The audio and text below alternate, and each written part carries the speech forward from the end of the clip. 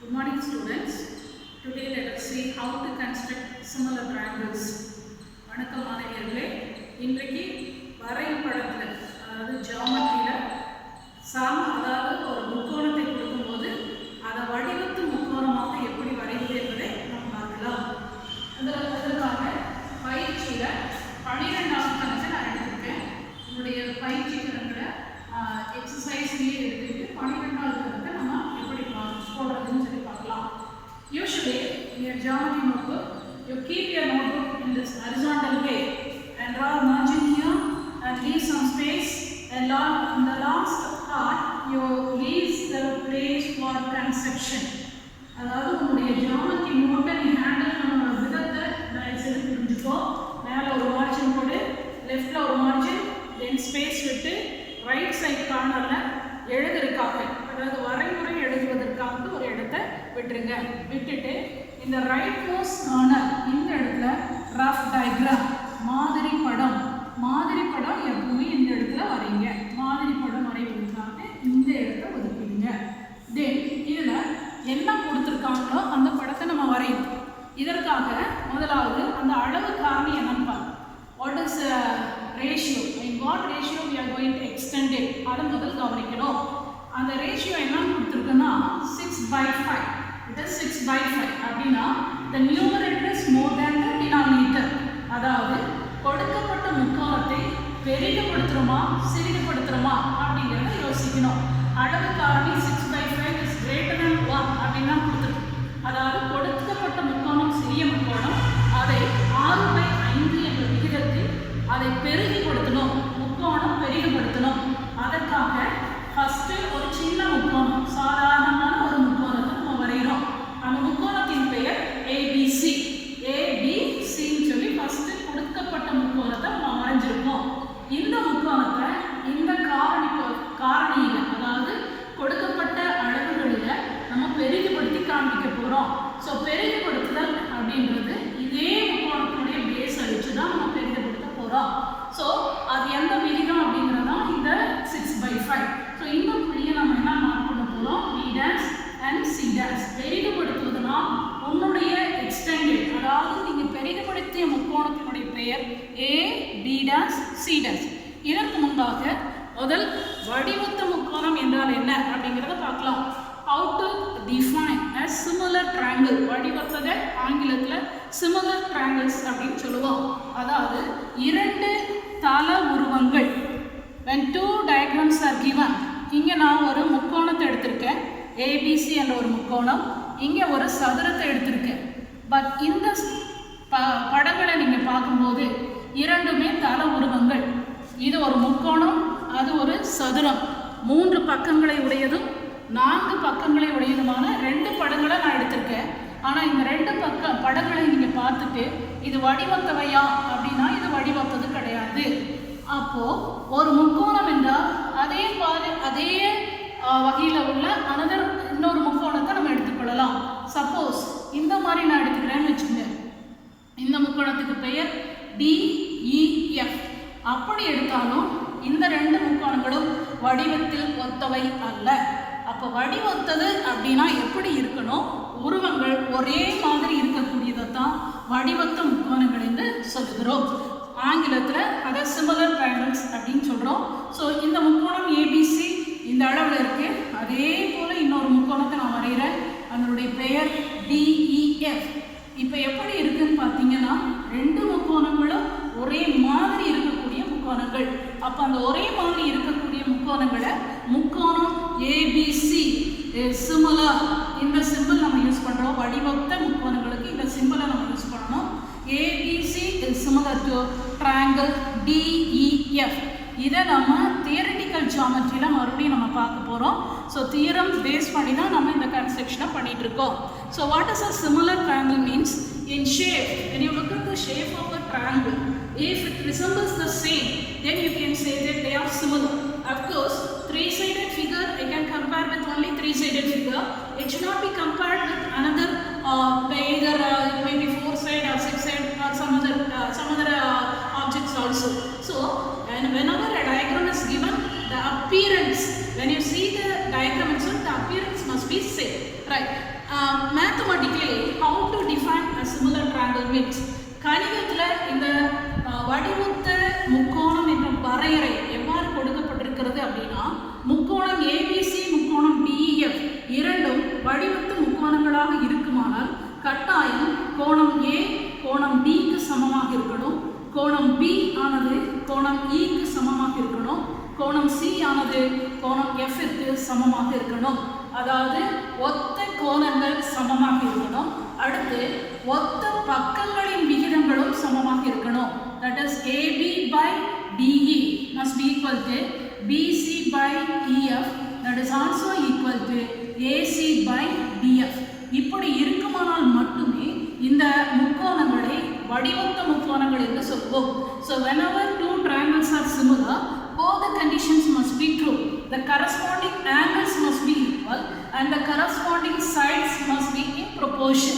In such a way that we are going to extend the given triangle ABC into another triangle AB dash C dash such that the ratio is equal to, the ratio between the corresponding sides is equal to 6/5. In such a way that we are going to extend the triangle. So let us see how to construct it. So first understand what is the meaning of similar triangle. Similar triangle அப்படினாவே அதாவது வடிவத்த முக்கோணங்கள் என்றாலே இந்த ரெண்டு கண்டிஷனும் கட்டாயம் சமமாக இருக்கணும். அதாவது ஒத்த கோணங்கள் சமம், ஒத்த பக்கங்களின் விகிதங்கள் சமம். இந்த ரெண்டு விதமும் மாறாம இருக்குமாறு வரையப்பட்ட அந்த கோணம் தான் எக்ஸ்டெண்டட், அதாவது வடிவத்த முக்கோணம் வரைதல். ரைட், இப்போ நம்ம கொடுக்கப்பட்ட முக்கோணத்தை ஃபர்ஸ்ட் வரைஞ்சிட்டு அதை யூஸ் பண்ணி எக்ஸ்டெண்டட் டயக்ராம் எப்படி வரையலாம்னு சொல்லி பார்க்கலாம். ஃபர்ஸ்ட் கொடுக்கப்பட்ட முக்கோணத்திற்கு எந்த அளவுகளும் இல்லை, அதனால சாதாரணமாக ஒரு சாதாரண முக்கோணத்தை நம்ம வரைய போகிறோம். ஸோ ஒரு சின்ன ஒரு முக்கோணத்தை நம்ம வரைந்து கொள்ளலாம். ஸோ இந்த முக்கோணத்தில் எந்த அளவுகளும் நான் எடுத்துக்கொள்ளலை. ஸோ அந்த முக்கோணம் இவ்வளோதான், சாதாரணமான ஒரு முக்கோணம் தான் நான் வரைஞ்சிருக்கேன். ரைட், இந்த முக்கோணத்துக்கு பெயர் ஏபிசி. இந்த முக்கோணத்துக்கு பேரே நம்ம ஏபிசின்னு சொல்லி பேர் கொடுக்கலாம். ஸோ ஏபிசி என்ற முக்கோணம் பக்கங்களின் அளவுகள் கொடுக்கப்படவில்லை. ஸோ கொடுத்துருக்கிற அளவு எதுவுமே கிடையாது. So I can name this as, இங்கே கார்னரில் தான் நம்ம ஏன் ஆரம்பிச்சிருக்கோம். ஸோ இங்கே லெஃப்ட் சைட்லேருந்து எப்போவுமே ஆரம்பிக்கிறது நல்லது. ஏபிசி என்ற முக்கோணம். இப்போ நல்லா கவனிக்கணும், இந்த முக்கோணத்தை நம்ம என்ன செய்ய போகிறோம், எக்ஸ்டெண்ட் பண்ண போகிறோம், அதாவது பெரிதுபடுத்த போகிறோம். அப்போ அந்த பெரிதுபடுத்தல் என்பது என்னங்கிறத நல்லா கவனிச்சுக்கணும். வரையும் பொழுதே இதை சரியாக நம்ம வரைஞ்சிட்டோன்னா நமக்கு அது ஈஸியாக இருக்கும். பெரிதுபடுத்தல் இதே பேஸ் மேலே வச்சு தான் நம்ம செய்ய போகிறோம். ஸோ இந்த பேஸில் என்ன இருக்கோ அதை அப்படியே ஏபியை கொஞ்சம் அதிகமாக நீட்டி விடலாம், அதே போல் ஏசியையும் அதிகமாக நீட்டி விடலாம். ஸோ இந்த ரெண்டு பக்கங்களையும் கொஞ்சம் அதிகமாக இருக்குமாறு நீட்டி விடணும்.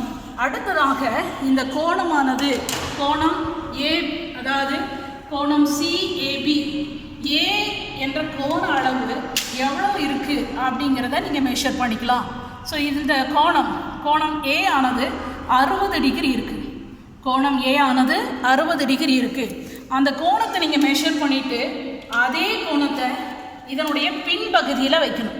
அதாவது ஏபியினுடைய பின்பகுதியிலும் இருக்குமாறு 60 டிகிரியை மார்க் பண்ணிக்கோங்க. அதாவது கோணம் சிஏபி 60 டிகிரி. அதே போல் இன்னொரு கோணத்தையும் நம்ம வரைய போகிறோம், அந்த கோணமும் 60 டிகிரி இருக்குமாறு வரைந்து கொள்ளவும். அப்போது இரண்டுமே உங்களுக்கு ஈஸியாக இருக்க மாதிரி இருக்கும், அதாவது ரெண்டு கோணங்களும் சமமாக இருக்கும். ரைட், இப்போ நம்ம செய்ய வேண்டியதை நான் மறுபடியும் உங்களுக்கு சொல்கிறேன். ஸோ இதுக்கு பேர் ஒரு கதிர். இதுக்கு பேர் நம்ம என்னன்னு வச்சுக்கலாம், ஒரு கதிர் என்று பேர் வச்சுக்கலாம். இதை இங்கேயும் இதை ஏஎக்ஸ்ன்னு வச்சுக்குவோம், இதை ஏஒய்ன்னு வச்சுக்கலாம். ஸோ இந்த கதிரில் நம்ம என்ன செய்யணுங்கிறது கவனமாக கவனிக்கணும். நம்ம எக்ஸ்டெண்ட் பண்ண போகிற பகுதி 6/5. அப்போது அதில் பெரிய நம்பர் என்னன்னு பார்த்தீங்கன்னா 6, 5ன்னு இருக்கிறதுல பெரிய நம்பர் 6. ஸோ ஒரு கன்வீனியன்ட் ஆர்க், நம்மளுடைய காம்பஸில் ஒரு கன்வீனியன்ட் ஆர்க் நம்ம எடுத்துக்கிட்டு 6 விற்கள் இருக்க மாதிரி நம்ம வரைய போகிறோம். 6 விற்கள் இருக்க மாதிரி இது மேலேயே நம்ம வரைய போகிறோம். நல்லா கவனிக்கணும், ஒரு வில் வரைகிறோம், அதவே அடிப்படையாக வச்சு மறுபடியும் இன்னொரு வில் வரைகிறோம். ஸோ 6 விற்கள் இது மேலேயே இருக்கணும். இந்த லைன் மேலேயே 6 விற்களும் அமையுமாறு வரைகிறோம். ஓகே. ஸோ இந்த 6 விற்களும் வரைந்த பின்னாடி இப்போ நம்ம செய்ய வேண்டிய மிக முக்கியமான காரியம் பார்க்கணும். 6/5 என்பது அளவு காரணி.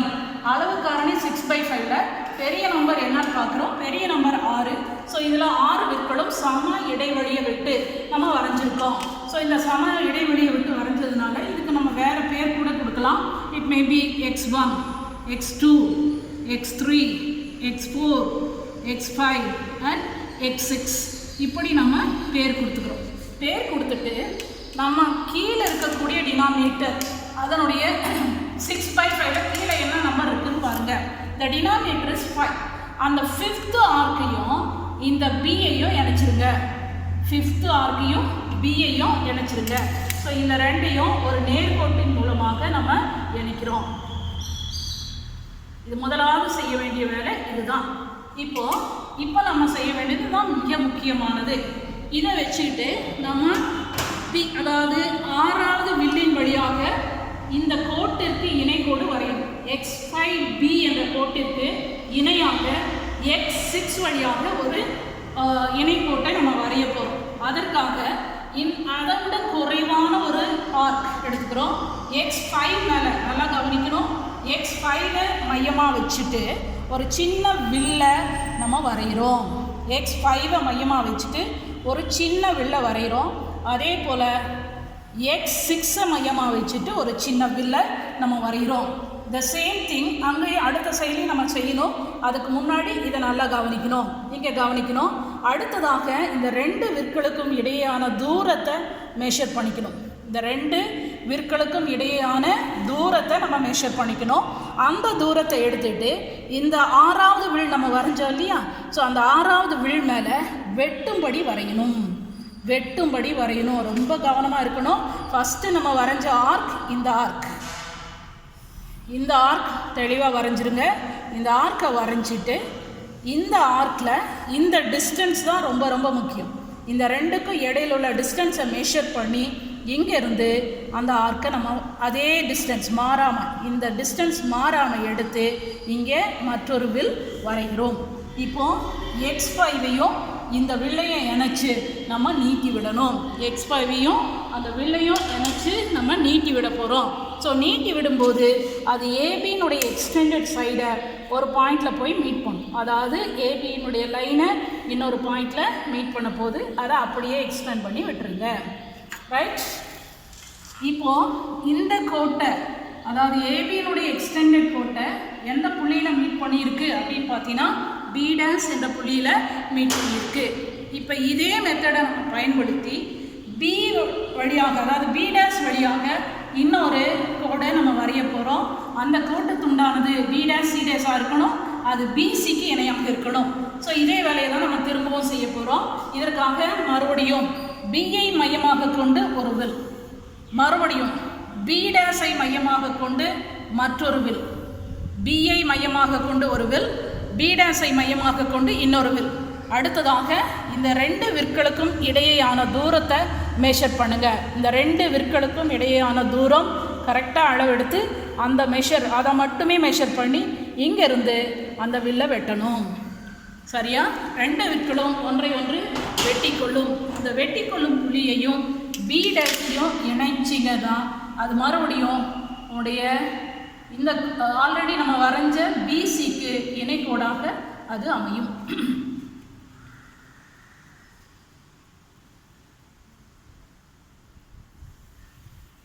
ஸோ அது வழியாக நம்ம வரைகிறோம்.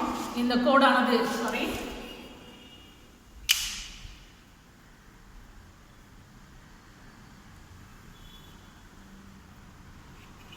அந்த வில் வழியாக சரியாக நீங்கள் வரையும் போது சரியாக அந்த இடத்துல நமக்கு ஒரு இணைக்கோடு கிடைக்கும். ஸோ இந்த இடத்துல அந்த வில் அதை போய் மீட் பண்ணியிருக்கோம். ஸோ இந்த கோடு B', C' என்பது BCக்கு இணையாக வரையப்பட்ட கோடு. இப்பொழுது முக்கோணம் ABC ஆனது AB', C' என பெரிதுபடுத்தி காண்பிக்கப்பட்டுள்ளது. பெரிதுபடுத்தி இருக்கும். அந்த காரணி 6/5 இருக்கிறதுனால பெரிய முக்கோணம் வெளியில் வரும். சப்போஸ் இதுவே 5/6 அப்படின்னு நம்ம கொடுத்துருந்தா நீ வரைந்த முக்கோணம் வெளியிலையும், அதாவது ஆல்ரெடி வரைஞ்சது வெளியில் இருக்கணும், நீ குறைச்சது உள்ளே இருக்கணும். அப்போது AB இருக்கணும். ஸோ அந்த மாதிரி 6வது வில்லை முதல் ஜாயின் பண்ணிட்டு அடுத்தது 5வது வில்லுக்கு வரையணும். ஓகே, ஸோ இதுதான் உன்னுடைய வடிவத்த முக்கோணத்துடைய வரைமுறை. இதை சரியாக கவனித்து நீங்கள் நோட் புக்கில் செய்யணும். ஸோ ரெண்டுக்கும் வித்தியாசத்தை நல்லா புரிஞ்சுக்கணும். ஃபஸ்ட்டு அந்த காரணி என்னன்னு பார்க்கணும், அளவு காரணி என்னன்னு பார்க்கணும். பெரிதுபடுத்துகிறோமா சிறிதுபடுத்துகிறோமா, இது ரொம்ப முக்கியம். பெரிதுபடுத்தும் போது அது வெளியில் வரணும், சிறிதுபடுத்தும் போது உள்ளே வரணும், நம்ம வரைந்த முக்கோணம் உள்ளே வரணும். ஸோ இந்த மாதிரி தான் நீங்கள் கன்ஸ்ட்ரக்ஷனாக நீங்கள் செய்யணும். ஸோ இதை நல்லா கவனிச்சுட்டு உங்கள் நோட் புக்கில் இந்த ப்ராப்ளத்தை செய்ய ஆரம்பிக்கும்.